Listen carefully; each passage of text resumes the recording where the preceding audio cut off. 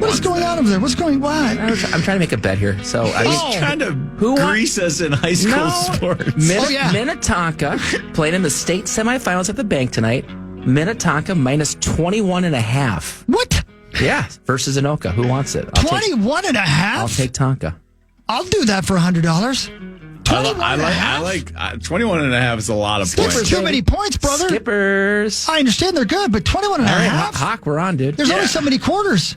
Halloween capital of the world. Go with the dogs. Let's go Anoka. Tornadoes. Yeah, right. Speaking of that, the state football semifinals begin today at U.S. Bank Stadium. We're down to 28 teams, the final 4 in each of the 7 classes. We have 4 games on the schedule today and 5 each on Friday and Saturday. We start with a heavyweight tilt in Class 4A between Marshall and Becker at 10:30 this morning. That's followed by both 9-player semis. It's Hillsbeaver Creek in the southwest corner of the state, taking on Mountain Iron Buell from up on the range. That's at 1 o'clock. At 4, the opposite corners. Fertile Beltrami up near Crookston versus Leroy Ostrander. They're located down on the Iowa border south of Rochester. We finish off tonight with the big schools, Anoka versus Minnetonka at 7 p.m. All these games can be seen on NSPN.TV. This week's winners advance to the Prep Bowl next Friday and Saturday, also at U.S. Bank Stadium. Wow. I'm Ryan Phelps. So you're giving me 21.5 points. I'm just reading the spreads, dude. I get it. Reading the spreads. Where'd you find that? Yes. MasseyRatings.com. The Prep Bowl's not on Thanksgiving anymore. I know, that's a weird thing. That's so just for this sad. year. Yeah, because it's so late in the year, though. Yeah, because exactly. Thanksgiving is so late. But it's probably in November. better, for the kids. Yes. Yes. Hey, we're gonna watch. Do you guys want to come to Justin and I's watch party? When? So we're gonna watch 2008 Prep Bowl, Totino versus Matamida. Justin was on the call and I was playing. If you guys want to come watch it with us, Little Olsen family. Where is this? probably somewhere on the east side somewhere. Let's make it happen. We'll do a watch party at a bar. We'll put it on. We'll live stream the whole thing. It'll be great. Thrilling. People would show up for that. It'd be fun. Man, let's do Should it. put that together. It was an unbelievable game. One of the best finishes of all time. Yes. What are some of your favorite east side spots that could host? Kazi's, Lakewood, Northern Tap House, Ray J's. Where else do I like to drink? Well, hey, have some class. It's 7:20. All great spots. Yeah, man. All right. Anything else college football-wise? What's the big game this weekend? There's a game tonight, too, isn't there? There's games tonight. The big thing that we have is we were just talking about the SEC, Hawk. So the SEC has legitimately 8 teams that could win the SEC. So Texas, Tennessee, Bama, Ole Miss, Georgia, A&M, LSU, Missouri, all right now could tie for the SEC first place finish. How that happens is Georgia defeats Tennessee, possible. The Texas A&M winner has to lose before they would win that game in conference play. And then all you need to do, which actually looks fairly likely, is have Bama, Ole Miss, LSU, Missouri just win out. That happens. 8 teams win the SEC. So Ben and I, for our weekly bet, we looked into the SEC, right, Ben? We did. I'm going Tennessee plus 10 versus them Georgia Bulldogs. Georgia's must win. Georgia loses, they're out. Yeah. So not just out of the SEC, but they're out of the college football playoff, which is crazy. Where is it? Oh, man. At Georgia. It's at Georgia, I believe. It is at Georgia. Hey, where's Notre Dame in all of this? Indiana. They've got 8 home games in a row, by the way. Notre Dame. Come on. Yeah, no. Yeah, Sauce broke Check it it down. out. Yeah. It's the truth.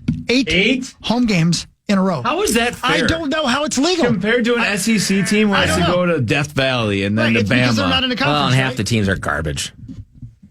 God, I hate So Notre Dame's ranked 9. So right now, the way the college football bracket came out this week, and What a mess. you take the top 5 conference champions make it. The 4 highest ranked conference champions get buys.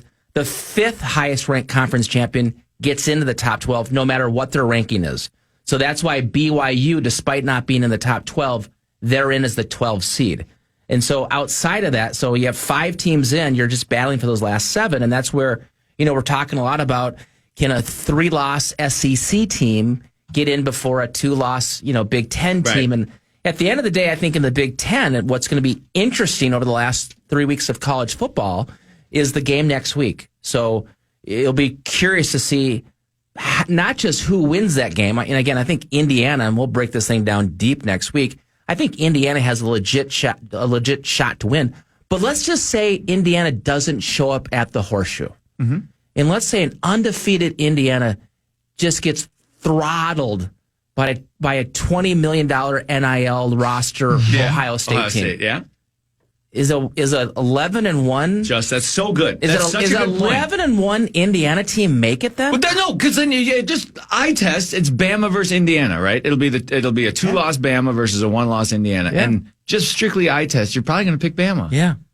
So that's interesting. Disheartening. That's hard. And so the winner of that game will play Oregon in the Big Ten championship. And so, and I think the other thing that people have talked a lot about is, let's just say there's a really good, a really good SEC team sitting there at, 13, and you have a mediocre Penn State team with probably 2 losses because the Gophers get them next week, right? All facts. Does that Penn State team get in over, make it a 4th Big Ten team in? So there's a lot. This thing's going to blow up in the last month. Yeah. Thank God we have 12 teams in it. But think about this, guys. What you just said is right. And Ben, think about this with me, okay? All of us college football fans. I'll do my best. Boise, right now, if the playoffs started today, Boise State versus Ohio State. How much fun would that be? Oh, so fun. It's the best. Notre Dame versus Tennessee. Ole Miss versus Penn State. Ole Miss would kill them. Oh, they would kill them. Yeah. Kill them. Yeah. And then Alabama versus Indiana. All those games are intriguing to me. Every one of those. Well, what's interesting, Hawk, is, but you know this better than anyone. You take Bama up to Indiana on December 20th. Yeah. Are they home games? Is that what cold? it is? Yeah. Is it cold? It could be. Well, it's Indiana. It could be freezing. Yeah. So it could be 80 degrees as well. Go up to Happy Valley on December 21st. Home games the first round? Yeah. The higher rank? Yes. Oh, that is nasty. So December, we're going to break it down that Thursday. That is so cool. December 20th and 21st, 4 home games. There's a Friday night game and then 3 Saturday games. Yeah. Around Christmas time? Yeah. Oh, my God. And then you jump into the quarterfinals, which is now the bowl games, the Fiesta, Peach, Rose, and Sugar Bowl.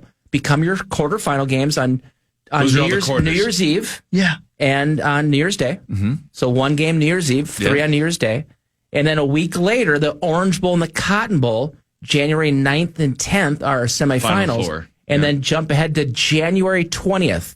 Oof. So this is what's crazy. It's a long time. If you is that Columbus Day? What is that? President's Martin Luther King. Martin Luther King. Around that time. Yeah. So think of this, Hawk. If you don't make the buys in the college football playoff, right? So you're not one of those 4 teams. Mm-hmm. If you win out and get all the way from the first round to the championship, you will have played 17 college football games. Oof. So that's unprecedented. So this brings me back to my argument a month ago. Yeah. Why not 32 teams? You literally just said it. There's no reason not to. It'd be bigger than basketball tournament. A lot of betting. God, that'd be sick. It would be the best. You guys, but we have playoff football at Christmas time. Yeah, I know. We do. Yeah. I know. I still disagree. That's too many teams. 16 is the right number. Yep. 16. Everybody plays, no buys, let's go. Yeah. Man, I'll tell you what, though. I love college football, and I'm going to tell you right now, I'm going to love the college football playoffs more than I love the NFL playoffs. Because it is going to be so unfreaking predictable every week. Mm-hmm. There's no Alabama of 5 years ago now. You know what I mean? That's true. There's no team that you can say, well, they're 17 times better than everybody else. There's no Georgia. You see it every Saturday. So you guys, So I know, I love how like the conference winners I love how they're getting rewarded. That's cool. Sure. Who ranks the next 7? Or the next whatever. The committee. Yeah, there's a committee. There's a committee? Yeah, they sit around and they sit around and look at the wins. They're in and a 5-star resort. They're looking at 4,000 different stats. Man, that's a dream job right dream there. job. Yeah. I think there's 13 people on the committee. Yeah. So Kirky's probably in that. No, he's not. No, he's not. No, that's the thing. I mean, I hope that they're actually watching the games and not just voting Penn State 4th because Penn State's a big name. Right. You know what I mean? I hate that. Anyway, I could go on all day, but we can't because we got to go to Hy-Vee. Fargo, you're the best. Love you guys. Tommy, you got one more? Yeah, I got one more. Ben? I got a couple more. Ben's got nothing to do. Sure. More of the Power Trip Morning Show after this on the Fan. Time now for the Vikings Report, presented by Hy-Vee, the official grocery partner of the Minnesota Vikings. Linebacker Jonathan Grenard joins the Power Trip next, thanks to Hy-Vee. Hey, the news is always powered by Carbonis. So thank you, Carbonis. We didn't get to the news today, but we talked a lot of college football, and we do love us some Carbonis. I do. I'd like to have some right now. Where's the vodka? Oh. I know. I feel the same way. We should do some sports. We haven't done sports in a while. It's time for Fan 5 on the Power Trip, presented by All Around Property Preservation. Hey, the Wolves lost 106-98 to a terrible Portland team for the second straight night. The Wolves have lost 3 straight. They are now 6-6. They play the Kings tomorrow, Maxo, at 9 p.m. Yeah, they got to do some soul searching. Finchy, everybody from the top down, they got to do some soul searching and figure something out, because those 3 losses, all 3 of them are unacceptable, especially, back-to-back losses to Portland. Those are supposed to be get-right games. Get your ass together, figure out what's going on. Here's some Finchy audio. Let's see what he had to say. Here's Finch on how the game unraveled. We missed a ton of great shots when we had a chance to take the lead from 10 to whatever. Then we had a spate of turnovers there right before the half.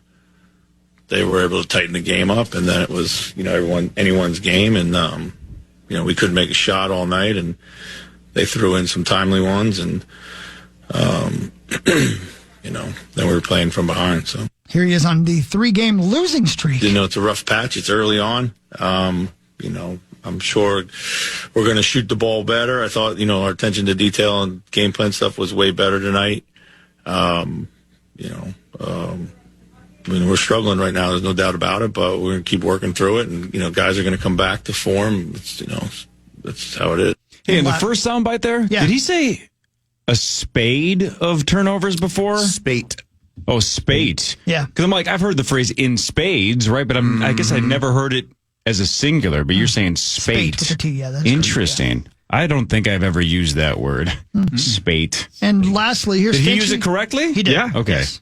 Lastly, here's Finchy on Ant's performance last night. I thought, there were opportunities to swing it away from the crowd. Swing it! At times. But we needed him to be aggressive as well. So, yeah. Yep. The ball just gets way too sticky. Tommy. Oh, you guys can laugh at all of it, but I can't laugh. No, we're being professional. Quit being crass. Yeah, it's 7:26. Yeah, put your hands down. Ben, you commented last night when this news broke from Kevin Seifert. J.J. McCarthy received an injection in his right knee to address swelling that's developed as part of a check-in on his injury recovery. According to Seifert, no further concern and no changes to his timetable. You tweeted basically last night it's not a big deal. Well, my speculation's not a big deal. Yeah. It is sort of conflicting reports. Now, I was going off of his report saying that was a biological injection, which then led me down to my opinion about it. But then you look at other reports and they're saying like a minor procedure, maybe leaning towards like a surgery. So I'm like, I don't know what really is going on, but Seifert's great and he's very reliable. And so I just kind of went with that. So if it is just a biological injection, so my initial thought was, well, it's probably something along the lines of a PRP injection, which is the platelet-rich plasma deal where they take the blood out of your own body, they spin the plasma out, they re-inject that concentrated plasma back into the affected area. It's supposed to be a really, anti-inflammatory, it speeds up the healing process. It's, completely all natural and completely legal and really is sort of, I think, kind of in the normal standard operating procedure for recovery these days. It was one of those things back in the day, like when Kobe and all these guys were going to Germany and getting these injections done. Now, they were getting the PRP done along with like HGH and other things that aren't allowed. But the technique's been around for a long time. It's just more widespread, more common these days. Guys getting PRP injections are no big deal. And I'm guessing that's what he had done. I don't really know why it's news, because if that's what he did, then like big deal. Guys get PRP injections all the time. Like Rappaport is saying that there was a small percentage of adamantium added as well. So maybe that's the that's it. Maybe that's the it. controversy. Yeah. Anyway, I'm not worried about it at all. And it sounds like if KOC is saying he's on the same timeline, then I guess he's on the same timeline. Sweet, man. Hogs Daddy. Yes, love. Your Gopher men's basketball team lost 54-51 to something called North Texas last night. Dawson Garcia had 24. The Gophers are 2-1. They battle Yale on Saturday at 3. I have lots of comments, but we'll let the head coach talk about what happened. I think they're obviously a really good, defensive team. We knew that coming in. They do a great job of forcing you to make perimeter jump shots. They clog the paint, and obviously being a little bit undersized compared to us, they were going to make us make some shots. And that first half, we struggled to see a couple go in. I thought our defense was really good. It kind of kept us in the game, not only in the first half, but also in the second half. And I thought, conversely, we got a couple shots to fall early in the second half, and it loosened things up for us offensively. And there you go. Do you guys know a famous alumni from North Texas? Very smiling. Very famous. Didn't we talk about him athlete yesterday? Or non-athlete? He's an athlete, and now their football team, I'll give you a clue. Their football team, when they get a turnover, honors him. Is that a clue number one? Mean Joe Green? Is it Mean Joe Green? No. Well, he might have, but I'm not talking about him. I have I don't know. idea. Stone Cold Steve Austin. Was that right? Oh, hell yeah. So now they're turnovers. So when they get turnovers, they crack 2 beers like Stone Cold. It's sick. That's cool. Wow. That is sweet. We did that at the comedy show. Yeah, sure. Let's see here. What would a Gophers player do to honor Tommy? Pass that. Oh, Sure about that? Yeah, what would They just take their helmets off and start making out. yeah. Pretend they were downhill skiing. No, what would they do? That's There's a that really good sack question. celebration. Yeah. Maybe it's like, Shower with his brother. I mean, It's a kind of a weird one on the field, but they can figure it out. Maybe a Gatorade bath with your brother. Oh, he's going to get a penalty. He just took something out of his pants. Is that a fleshlight? Ben, I have semi-breaking football news. I can say one thing. It was all of you guys. About 10 minutes ago, Adam Schefter tweeted that they have the location of the 2026 NFL Combine. Oh, do Any they? guesses? Oh, can we guess?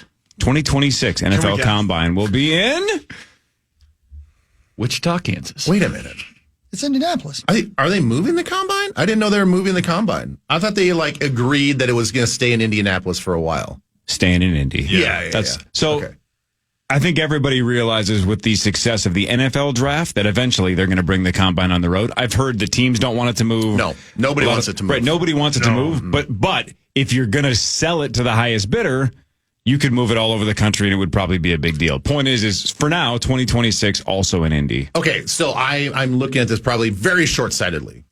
I don't see where the money-making opportunity is moving the combine. It's not necessarily a fan-driven... People aren't allowed to just go in. Fans go now. Fans they can go now. Yeah, no, I know that. I know fans can go now. But it's not, to me, one of those things where, you can still make that money in Indianapolis. The cost breakdown of moving from Indianapolis when everybody's going to go kicking and screaming, you're going to piss off everybody in the league. You already have teams not going to the combine, so you're gonna pick up because of a money making opportunity and move it to Phoenix per se, and then most teams are going to be pissed off about that. The players don't want to do that. You're going to have more teams not showing up because teams are not showing up right now in Indianapolis. So you got more teams not showing up, and all for what? Just to fill a stadium for, a week?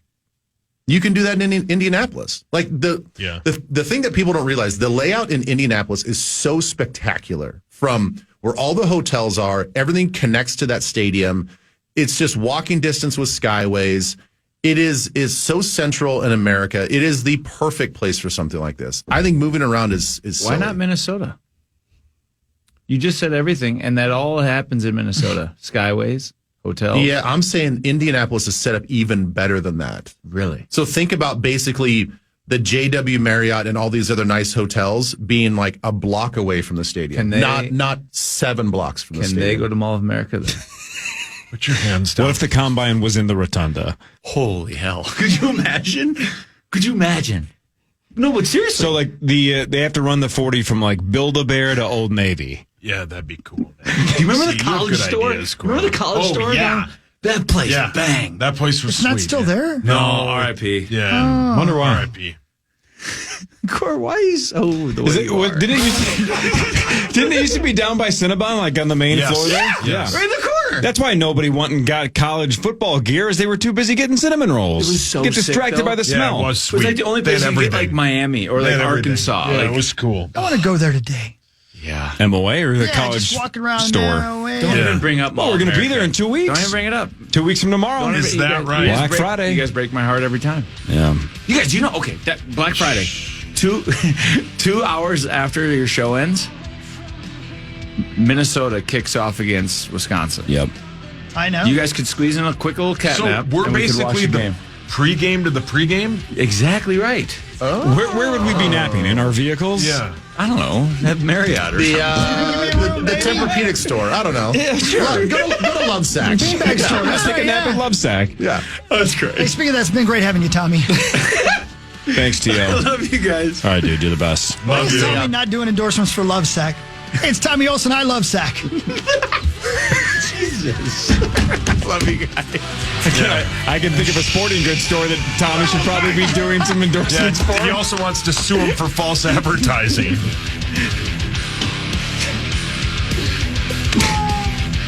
Where'd he go? See you, Tommy. Tom Pelissero next. We can ask him about what he thinks about the combine not moving, and of course the Vikings and Titans, and so much more across the NFL. This is the Power Trip Morning Show on the Fan. And this is Fever Dream and Crying Out.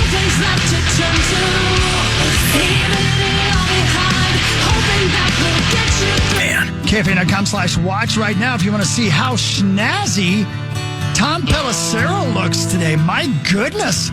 Looking good. Look at you, Tom Pelissero. Wow.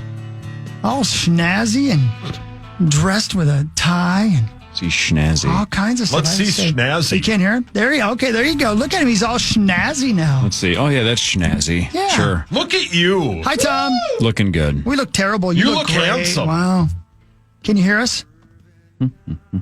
Make sure that he doesn't have the reverb. Yeah, I took him out of utilities, so he doesn't have Okay, good. reverb going. Zacho? Oh my gosh! I am so sorry. Now you can hear him. Now we can. See, that wasn't my fault. Did you Tom, hear Darth and you're going to be Vader? shocked, but that was not my fault that time. Everything sounded great on my end. See so what I'm saying? I don't know what's going on back there, Hawk. I don't know. Zacho's You got like not feeling 5 good. assistants at all times in the room with you. This is a big operation. We can do this. This ain't no NFL network. This is a big operation. Yeah, I'm sitting in my basement right now. All right, we all got our unique setups. You're looking good, though, man. All right. I know. I think, Tom, I think that because you have 2 different looks. You have like the laid back, hat on backwards, Yep, right. just like you complete dad mode. And then you've got the suit and tie, which your NFL network mode. I think you need to combine the 2 and just put a hat on backwards with the suit. Is that possible? See, I'm actually, I'm not going to tilt the camera down, but I definitely got like Lululemon sweatpants on the bottom. Good. So, you know, Good. Yep. it's like half and half. Wearing a suit and then like a hat backwards sounds like something the Mighty Mighty Boss Tones would have done in 1997. Great band. There's the only categories of people who wear a suit with a hat are owners of sports teams, NBA draft picks on draft night, and members of 1990s third wave ska bands. I think that's the entire list. I think you're right. I think across the board, he just nailed every one of them. Can you play the trombone, Tom? Never was I played the French horn for a while there in middle school, but I can't say that I could do that right now. French horn is an interesting choice. Yes, it is. Interesting. Because everybody remembers this, right? Like there's the day in the 6th grade where oh man, all right, do you want to do band or orchestra? And like everybody goes and everyone wants to play the same stuff. Everyone wants you to play like the drums or the saxophone. Well, not everybody can play the drums or the saxophone. So eventually, like, hey, French horn's cool. Yeah. And you're 12 years old, and you're like, yeah, it's cool. And then fast, you're like, this isn't cool at all. Yeah, correct. Yeah. Who are you talking to? You know, those days where everybody was like, no, French horn will work. This will get me chicks. Well, that's the other part of it. It's like there are a lot of hot girls that play the French horn. Oh, yeah. And then Tom. Basically, the band directors in middle school have to gaslight about 80% of the kids into playing uncool instruments. That's right. Like, there's no one who would go back in time now and be like, all right, clarinet. Yeah. I want to be a clarinet person. Like, you're ever at a party and someone breaks out the clarinet? Yeah, no, the wrong it's party. Like a guitar. Like, there's no use for any of these woodwinds. We all got a recorder when we were little, right? Like, what was that? Hot cross buns, and then it's a piece of plastic, and you go and you listen, and it's just, destroying dogs' hearing everywhere. Yeah. There's a lot of weird stuff, man, looking back on childhood. Well, we've got so much to talk about football-wise as well, but before we do that, I want to again thank Bell Bank. I was just talking to the guys last week about you, Tom. They're loving working with you, and we love having you on the show. And this football season, Bell Bank is giving one KFAN listener each week $1,000 to pay it forward to a charity of their choice. All you got to do is go on KFAN.com and nominate a charity of your choice right on KFAN.com. And every week we'll tell people who won, who got the $1,000. So this week, submitted by Chad Rafdahl, is the Blooming Prairie Youth Club. They provide quality educational and recreational opportunities to empower our youth for their future and provide care before and after school on no school days and all-day care during the summer months as well. bpyouthclub.com. Thank you, Chad, and thank you, Blooming Prairie Youth Club, and thank you, Bell Bank. Go on KFAN.com and put in the keyword Bell. Paul, your hands up. Hey, Tom Pelissero, what is the latest on this J.J. McCarthy procedure, surgery, all that stuff? So obviously he had the meniscus repair back in August. There are times, I talked to some doctors about it yesterday, there are times where there's different things that can happen based on where the load bearing might be as you ramp up your rehab, whether it's, redisturbing the same meniscus, whether it's disturbing other cartilage in the knee. It sounds like it was a, fairly minor procedure. Yeah, when they say biologic injection, I know that makes people think a lot, but stuff like platelet-rich plasma therapy. Man, I don't know why I decided to spell that out. PRP, that's a pretty common thing that players undergo here. So basically what they wanted to do was when you get swelling in the knee during the course of the rehab process, you need to figure out exactly what's going on.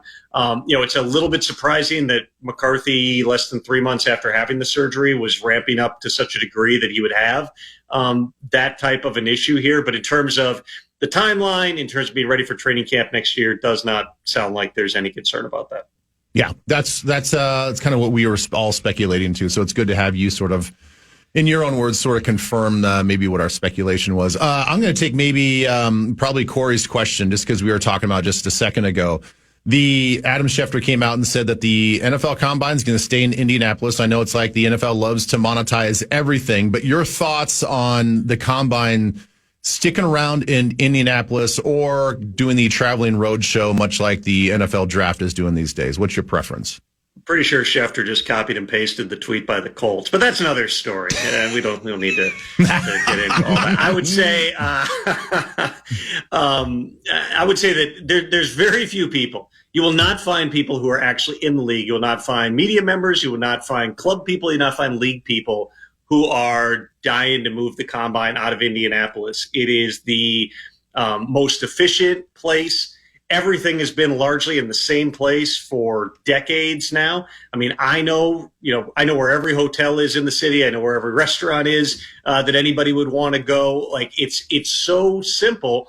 And when teams are not just doing the stuff with the prospects, but they're doing, meetings with agents and meetings with other people, and everybody knows you have schedules. I mean, agents will be walking around in the halls of the convention center with 20 different meetings. They're going one to another to another. If all of a sudden you take that and you move it to, let's say, Los Angeles, where there's a great facility at SoFi Stadium and NFL Network's headquarters are across the street, the media operation would be really good. It's in a cool setting. It would be new. But number one, that would be on one side of the country. And at a time that you already have teams that are bowing out of showing up to the Combine or sending their coaches or sending their scouts, you would perhaps, discourage people from, the East Coast teams from going all the way out to Los Angeles.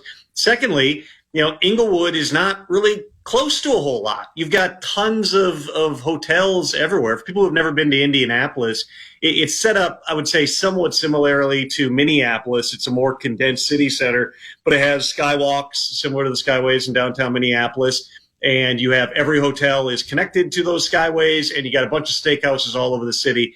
It's exactly where everybody wants to be. If all of a sudden people are staying in the city, you're losing the social elements of it. You're complicating the travel and the logistics. It may not matter to fans who just tune in on Saturday and watch the quarterbacks throw, but to everybody else who's involved, including myself, keeping it in Indianapolis, I wouldn't want it anyplace else.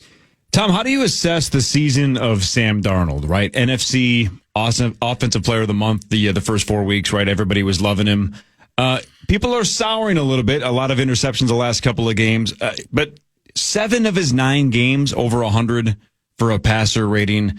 He has 17 touchdowns, which is awesome, but he also is tied for the NFL league in interceptions with 10.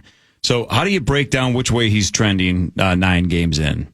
Well, you would say in terms of putting the ball in harm's way, Corey, obviously he's trending in the wrong direction at this point. But there's also something to be said for, if you go back and you watch the tape, even from the early season games, there's times where he's throwing the ball and the other team's just not picking it off. I remember one in the week 3 game that I was at against Houston where it looks for all the world like he just threw a crushing red zone interception. They don't make the play on the ball. Some of those things tend to even out over the course of time.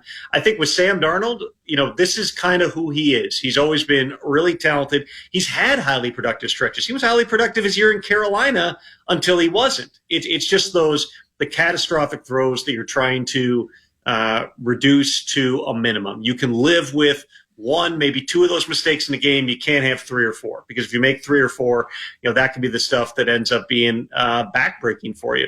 I thought that last week against the Jaguars, that was surprising that they didn't play better.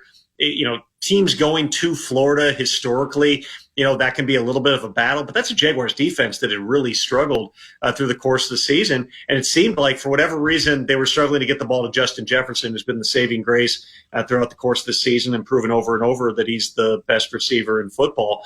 I wouldn't say that you need to put up the alarms. I think any talk about, should you panic and go get Ryan Tannehill is just idiotic because nothing against Ryan Tannehill, who's a great guy and he's had a lot of, production in the league over the course of time. But to say you're going to bring in a new quarterback, pay him enough to get off the couch, get him off the couch, and then have him try to learn new receivers and a different offensive system on the fly, it's just not. It's not realistic if you want to have the rhythm and timing and tempo that you need, so it's going to be Kevin O'Connell. And you saw it last week when Darnold's coming off the field and he's stopping him and talking through every play. You just got to keep reminding him and keep ingraining in him. We don't need you to do it all yourself. You don't need to make that throw on 1st and goal. Limit the mistakes. He's going to make them. That's who Sam Darnold is. You just want to limit them so that all the other playmakers you got on both sides of the ball can go to work. Tom Pelissero, what do we make of Sam Darnold's right hand that popped up on the injury report?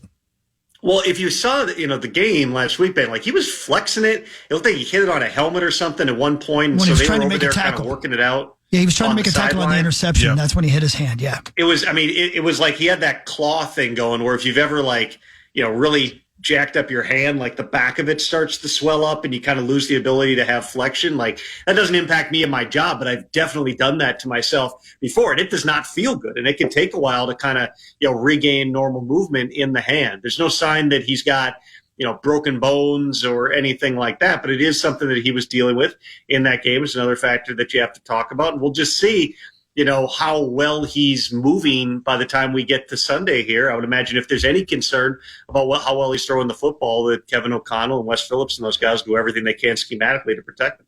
Hey, Tom, within the NFC, what is going on with the Bears? This team has lost 3 straight. They've scored 27 points in their last 3 games. They fired their offensive coordinator. What is going on with that squad? They've been under obviously a lot of pressure, and a lot of that's been they brought on themselves. I mean, when you draft a quarterback at number 1 overall who has, on the screensaver on his phone, I want to win 8 Super Bowls, I want to be the greatest of all time. Like, You bring a lot of that upon yourself. They went out, they brought in DeAndre Swift, and they traded for Keenan Allen, and they drafted Rome Odunze. They did everything where you looked at it and you said, like, do these guys have the best 3 deep at receiver in the league? Like, could this be one of the best offenses in the league? Realistically, there was always going to be a growth process for Caleb Williams because so much of what he did in that air raid derivative offense under Lincoln Riley, especially last season, in his Heisman season, there was more on schedule stuff, but a lot of what he was doing last year, because his receivers weren't very good, because his offensive line wasn't really good, was running around and making things happen off schedule. And you can get away with that more at the college level than you can in the NFL. So nobody should be surprised that we've seen really good Caleb Williams performances and some really not good Caleb Williams performances. But the offense as a whole, the last 3 weeks was really disappointing for them. And to, give up or score 3 points on your home field, even with some wind, but against the Patriots team that their defense, as good as they were last year, they haven't been as good this year. It set off a lot of alarm bells. This was an interesting process because Matt Eberflus had handpicked, with, I'm sure, input from other members of the front office, handpicked Shane Waldron to be the guy who's going to develop Caleb Williams into the player that they think he's going to be. That's a hard decision 9 games later to essentially say, we messed up here. You see the comments that Bears players are making. You normally don't see things like what Keenan Allen was saying, that Shane was too nice for the guy and he let a lot of things go. You're basically saying we need to be coached harder, which, I've known Shane Waldron a long time. He's a smart guy. He's a good football coach. He's a great dude. He is a more, I don't want to say introverted, but he's more of an intellectual, thoughtful personality. He's not going to get in your face. He's not going to MF somebody if they mess up. That's just not who he is. Thomas Brown, who now has taken over as the play caller, is very high energy, former player. Again, a positive reinforcement guy, but his style is going to be a little bit different here. Some of this is contextual. Maybe Shane Waldron had the perfect scheme for Caleb Williams in this offense, but if the personalities didn't mesh, then, they were going to have their challenges here. I mean, with Caleb Williams, you got a really talented guy who's also, very confident in his abilities and in his football knowledge here. How things go down the stretch is going to determine what the face of the 2025 Bears looks like. We know Caleb Williams will be there.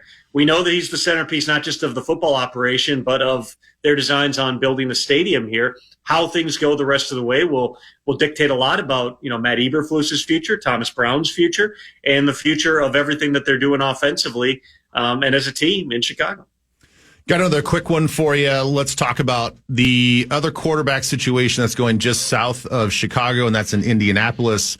Was the reinstituting of Anthony Richardson more about Joe Flacco underperforming, or did Shane Steichen feel like, all right, this young guy's sort of like learned his lesson. We'll take him out of the corner. We'll take the dunce cap off. He learned enough. He got put in timeout long enough. Like, we'll put him back in the starting lineup. Like, how do you see that sort of flip-flopping going back and forth? Did he earn his spot back, or did Flacco just not perform?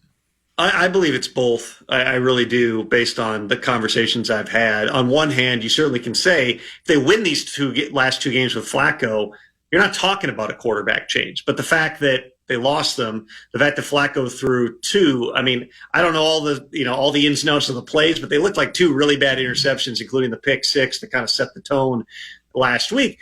The fact that he played like that opened the door. But for Shane Steichen on Monday to say, hey, Joe Flacco is still the quarterback until I say otherwise, he's the quarterback moving forward here, to 2 days later, it introduces speculation of, were there other things at play? Was this ownership? Was the front office? My understanding was this was Steichen's decision. Yes, it had to do with Flacco not playing well enough and them not winning, being less productive, and certainly not, winning as many games as they did when Anthony Richardson was in there. But it was also about, listen, they said, everybody told me when they benched Anthony Richardson, like, this is not it. We're not giving up. He may well be the starter in 2025. The issues with Anthony Richardson were just about all the little things. It was just understanding, even though you're 22 years old, you're young, you're probably naive to what the NFL is. It takes more. The best quarterbacks are going to do everything. They're going to, and not to say that, the work ethic was a question or anything, just more so, like, there's so much that goes into it. If you want to be great, this is the standard you need to get to greatness. Joe Flacco has been the highest paid player in the league twice. He has won a Super Bowl. He's played at a really high level. He's still playing at age 40. This is the standard that you need to live up to. It was grow up a little bit. But frankly, that was the subtext of the message here. They felt like Anthony Richardson took it the right way over the last couple of weeks, that he's in a better spot from a mental perspective. I would certainly imagine we will not see him tap out of games moving forward. If anything, do what every other quarterback does when they need a break, which is just lay there until the officials blow the whistle, get a timeout, sit out a play, and come back in. That's all part of the learning process here. Listen, Anthony Richardson, I know what the numbers look like. He's got the lowest completion percentage in a long time, but he'll make 1 or 2 plays in a game, and you're like, holy crap, it's in there. They got to bring it out on a more consistent basis, and that's going to be the challenge for the Colts here over these final 8 weeks. Appreciate it, Tom. Thank you. Thank you. Thanks, everybody. Tom Pelissero. Thanks to Bell Bank every Thursday on the Power Trip Morning Show during Vikings News. That was Vikings News, kind of. Yeah. We talked about Darnold and stuff. Radko. Yeah, thanks, Radko. That was fun. The Vikings square off against the Titans Sunday noon right here on the Fan. The 7-2 Vikings versus the 2-7 Tennessee Titans. More with Ben Leber. We'll do Fan 5 in a second. Headlines in the 8 o'clock hour. No Parker Fox. His squad lost last night. That sucks. We'll talk about that in a second as well. Power Trip Morning Show, Fan. This is the Holy North and loves bitter blow. Sounds good. You got local music you want me to play and you own it? HockeyKFN.com.